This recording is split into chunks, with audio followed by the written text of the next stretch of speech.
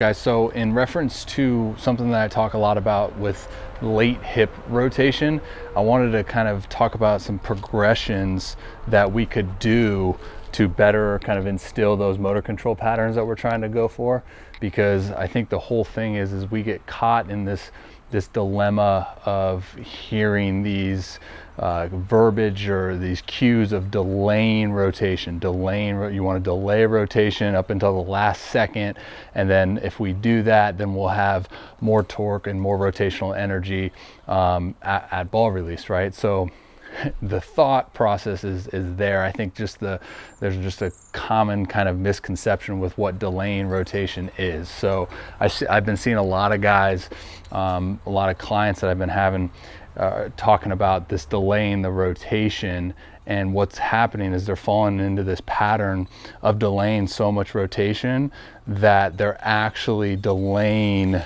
hips and shoulders. So you never create that authentic stretch or that authentic separation from the hips to the shoulders, right? So I did a Bueller post and talking about how he doesn't delay his hips rotationing. Whoa, I just made up a word. He doesn't delay his hips rotation.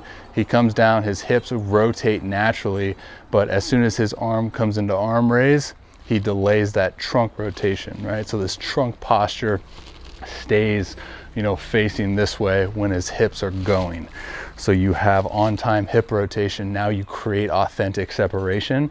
So I guess the way to kind of go about that is putting yourself in the positions that you're shooting for, because you need to create that awareness for what it feels like first, right? Because then if you're going to try to get that on the mound, not ever having been in those positions, feeling that sensory input, then it's going to be a little bit more difficult. So something that I can do in a preset variation, if I'm just kind of playing catch with my throwing partner, is preset hips into rotation, right?